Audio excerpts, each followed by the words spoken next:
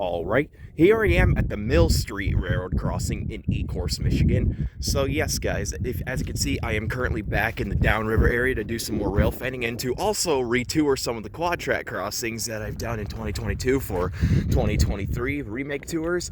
And yeah, Mill Street was like the first one I decided to do because the tour video that I made on it before was kind of rushed, and there's also been an update and change that has happened to this crossing since I was last here.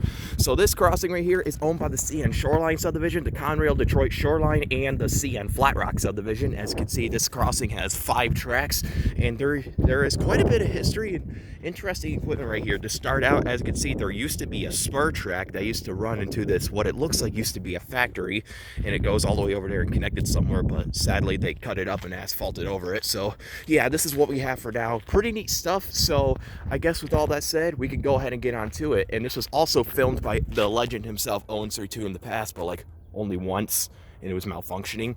So hopefully no trains sneak up on me during this. So yeah, I guess with that said, let's get on to it. So for the first signal, this has a transport products base, and here's the emergency information in the dot tag for the CN Shoreline subdivision, and the dot number is 867596L. And this seems to be the original mast too, but this used to have like different equipment in the past, obviously. And for the gate mechanism on this one's a little weird. This is either an Invensi's rail gate mechanism or a Siemens gate mechanism with the stamp logo, but it kind of looks like it's an Invensi's rail due to the black around it, but either way they shaved it off, which is weird. But yeah.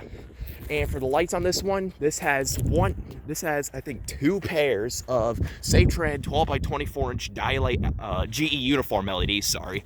So yeah, 2 pairs of Safetran 12 by 24 inch GE uniform LEDs, the older ones with the textured lens, and these are sitting on a Rayco light bracket.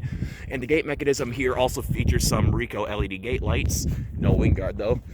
And for the bell, this has a low-pitch Siemens electronic bell. Now, in the past, this used to have a Safetran mechanical bell back up until 2016, but back in the Owens 32 days, this used to have a General Signals Type 2 e-bell. I guess those were back in the times when, CN was using a bunch of, mechanical bells and whatnot in the past. I don't know what's with that little era, but oh well.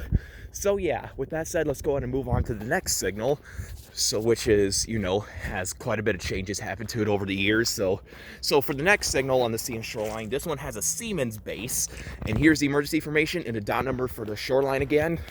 And for the lights on this one, this has 2 more pairs of Safetran 12 by 24 inch GE uniform LEDs sitting on a Safetran light bracket. Looks like an older Gen 1. These are the newer ones because this crossing right here used to have Rayco 8-inch lights in the past, I'm pretty sure. And speaking of which, and the bell for this one is another low-pitch Siemens electronic bell. Now this bell, this crossing signal, it went through many bell changes over the years. So back in the Owens 32 days, this used to have a Rayco mechanical bell, and then later that died and got replaced by a General Signals Type 1, and then later that also got replaced by a low-pitch Siemens, and then that got replaced by a Western Cullen Hayes mechanical bell, which also later died and went back to a low-pitch Siemens, which it still has today. Quite weird if you ask me. So yeah, that right there was the CN Shoreline side. Now let's go ahead and move on to the next crossings owned by the Conrail Detroit Shoreline. Sorry about that if I run out of breath or stagger a lot because I had an energy drink and it's really, stimulating my senses. So yeah, we're moving on to the next signal on the Conrail line. So for this one, this has a Safetran base, and here's the emergency information and the dot number for the Conrail Detroit Shoreline written in marker, and the dot number is 512110A, and there's a sticker emergency information right here. And for the lights, this has 2 pairs of Safetran 12 by 24 inch dialight LEDs sitting on a Safetran light bracket, I believe. Yep. And for the bell, this has a General Signals Type 2 electronic bell, since this is a pre-2016 install, replacing a bunch of other clamp-on style mass signals in the past. Now, one thing worth mentioning, the wiring on this is mostly different from the others. This crossing is actually 90% wired correctly. All these Conrail signals are wired correctly, 2 of them go off, and they're also on separate flasher relays, and also the secondary lights on the Flat Rock side are wired correctly, but I don't know about the secondary lights on the Shoreline side. And also the new mass signal over here, which I'll get to in a moment, the bell only rings on that when there's a Flat Rock train. Also, correction, those back pairs of lights are actually 12 by 20 inch, not 12 by 24s. Yeah, it was kind of an illusion. They kind of blend in, so apologies for that. So, yeah. So, yeah, with that said, let's go ahead and move on to the next signal, which is the southbound NS or Conrail signal. So for this one, this has another SafeTran base. And this one has no blue tag, but it has the sticker emergency information right here. And for the lights, this one actually has two pairs of SafeTran 12 by 24 inch daylight LEDs sitting on a SafeTran light bracket. Not like, you know, one pair of 12 by 20s and another pair of 12 by 24s like the other signal. And for the bell, this has another General Signals Type 2 electronic bell. Pretty standard stuff, I have to say. But yeah, with that said, moving on to the next Conrail signal, which is on the northbound track. So yeah, moving on to this one. So for this one, it's the same story, has another SafeTran base. And once again, no blue tag, but it has the sticker emergency information right here. And for the lights, this has one pair of SafeTran 12 by 20 inch daylight LEDs and one pair of SafeTran 12 by 24 inch daylight LEDs sitting on a SafeTran light bracket, as you can see. And for the bell, has another General Signals Type 2 electronic bell. But yeah, pretty neat stuff. Now let's go ahead, with that said, and move on to this last Conrail signal on the northbound track. So for this one, once again, very similar story, has another SafeTran base. And here's the blue tag emergency information once again, also written in marker again with the sticker on the side. But yeah, and this one has two pairs of SafeTran 12 by 24 inch daylight LEDs sitting on a SafeTran light bracket. And for the bell, this has another General Signals Type 2 e-bell. So yeah, that right there is to show for the Conrail signals, pretty you know, much the same as it was, except for the 12 by 20s on situation on those signals.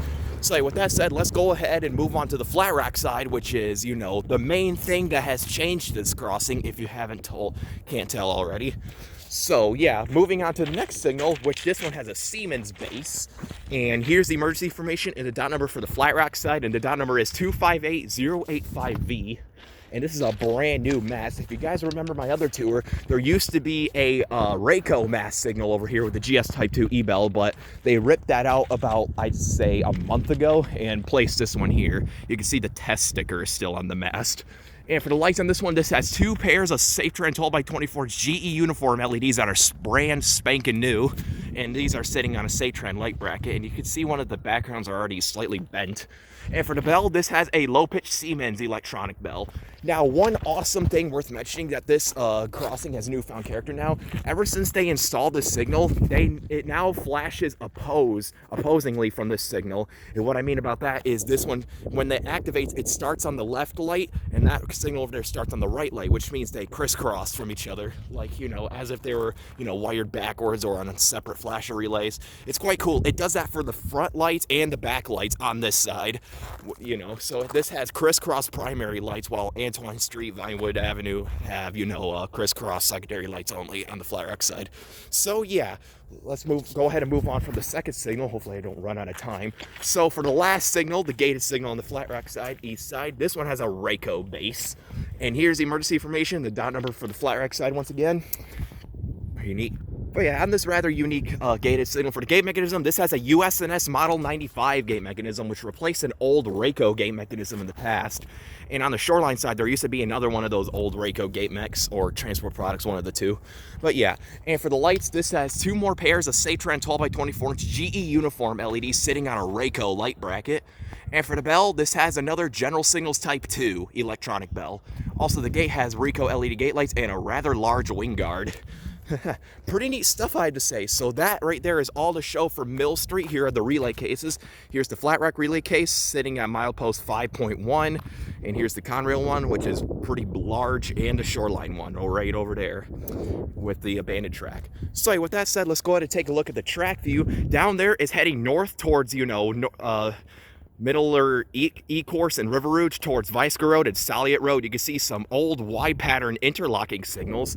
And down there is heading south towards, you can see Emmons Boulevard, St. John Street, Goddard Road. You will find yourself in Wyandotte, and you can see another old USNS Y pattern gantry signal. Yep. And here's what the Conrail view looks like. You can see heads down south towards Emmons and Wyandotte and Trenton. You can see River Rouge and all the different transfer tracks, which is pretty cool. Now the Shoreline. So yeah, this is a double track section of the, you know, Shoreline sub, but it changes back to a single track near Emmons. You can see the big signal tower over there.